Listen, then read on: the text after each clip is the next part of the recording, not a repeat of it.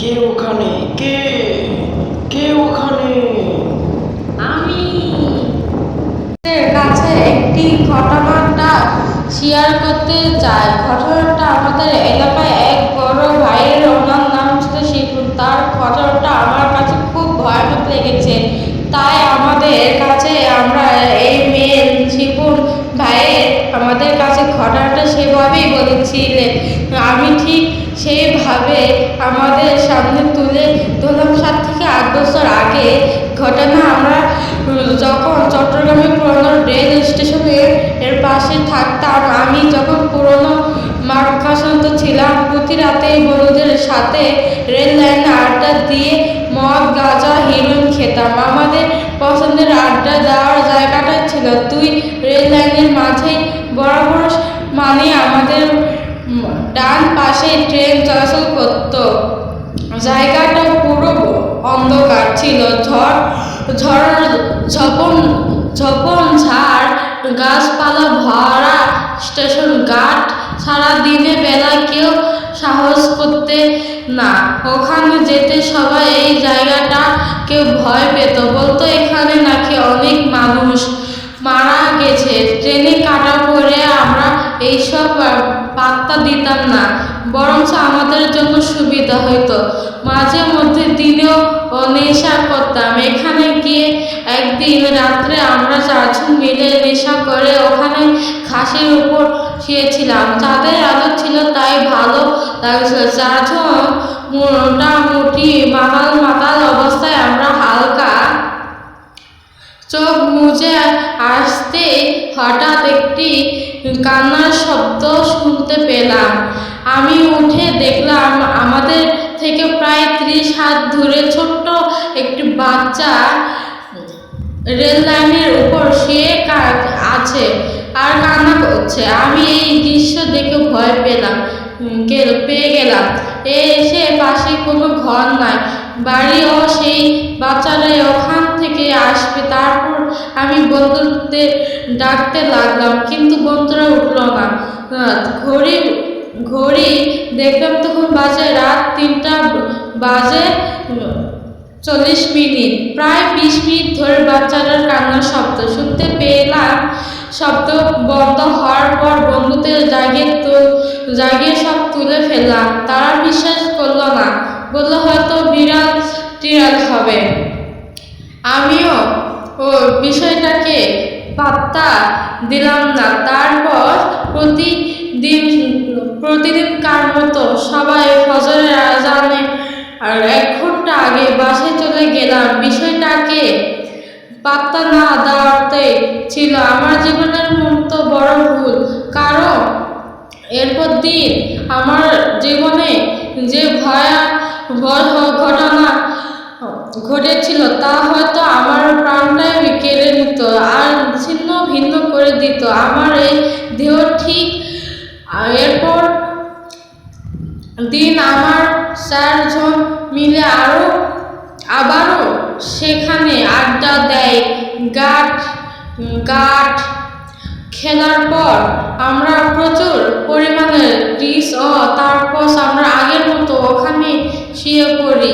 ঠিক রাত 3টার দিকে বন্ধুরা আমাকে জাগিয়ে তুললো, বললো তাদের নাকি শরীর খারাপ লাগছে, 2 জন বমিও করছে। তারা আমাকে বাসায় চলে যেতে বললো। তারা চলে যাচ্ছে, কিন্তু ড্রিঙ্কস বেশি করাতে আমারও পুরো মাথা ব্যথা এবং ঝিম ধরেছিল।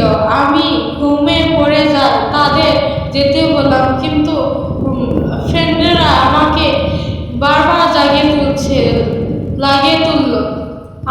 আমি বিরক্ত হয়ে তাদের যেতে বললাম আর শুয়ে পড়লাম। তারাও বিরক্ত হয়ে চলে গেল। তারা যাওয়ার কিছুক্ষণ পর হঠাৎ আমার ঘুম ভাঙলো একটি মেয়ের কান্নার শব্দ শুনে।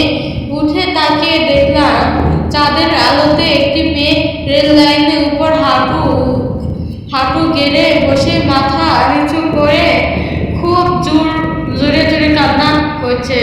গতকাল ছোট বাচ্চাটা সেখানে ছিল, ঠিক ওই জায়গাতে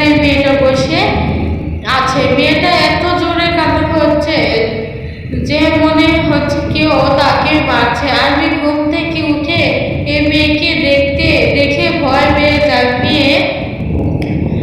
মেয়ে পেয়ে যায়। পরে ভাবলাম হয়তো রেল স্টেশন পাগল ছাগল হবে। সাহস করে এই কে রে বলে কয়েকবার ডাক দিলাম, কিন্তু কোনো রিপ্লাই পেলাম না। মেয়েটা কেঁদেই চলছে। আমি বিরক্ত হয়ে লাইন থেকে একটি শিল পাথর নিয়ে তার দিকে ছুঁড়ে দিলাম। পাথরটা মেয়েটার পাশে পড়েতেই কান্নার শব্দ থেমে গেল। তারপর মেয়েটা আমার দিকে তাকালো। তার চেহারা ঠিক বুঝে ওঠার আগে সেই রেল লাইন থেকে হেঁটে পাশে ঝোপের ভিতর চলে গেল। আমি ঘড়ি দেখলাম ঠিক 4টা বাজে। বাসায় দিকে চলে যাব ভেবে আমি উঠে লাগলাম, কিন্তু আমি উঠতেই পারলাম না। মারাত্মক ব্যথা করেছে ঘাড়ে। অনেক কষ্টে দাঁড়ালাম, কিন্তু শরীর দাঁড়াতেই পারছি না। খুব বাজে একটা গন্ধ নাকে লাগছিল। হঠাৎ আবিষ্কার করলাম কে যেন আমার ঘাড়ে বসে আছে। তার 2 পা আমার গলার 2 পাশ দিয়ে এসে ঝুলছে এবং 2 হাত দিয়ে সে আবার মাথা চুল ধরে টানছে আর মুখে চামচ খামচি দিচ্ছে। আমি চিৎকার করতে নাকি হাত দিয়ে নিজের মুখ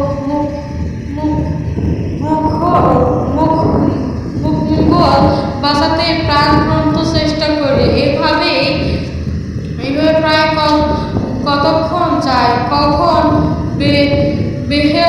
বেহুশ হয়ে গিয়েছি বলতেই পারি না।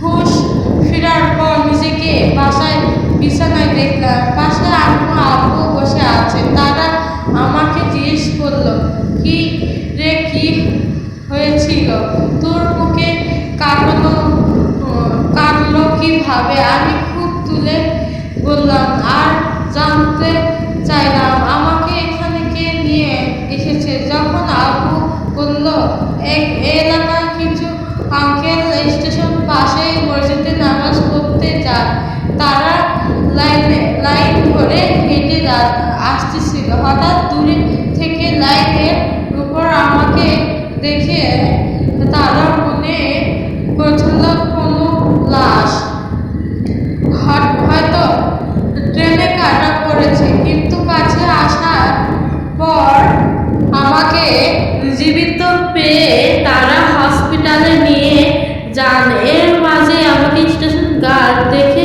চিনতে পারে। আমার বন্ধুকে ব্যাপারটা জানায়। তারপর আমার ফ্রেন্ড আমার বাবাকে ইনফর্ম করে। আব্বুকে আমাকে হসপিটাল থেকে দিয়ে আসে। আব্বু এটাও বলে যে আমাকে রেললাইন থেকে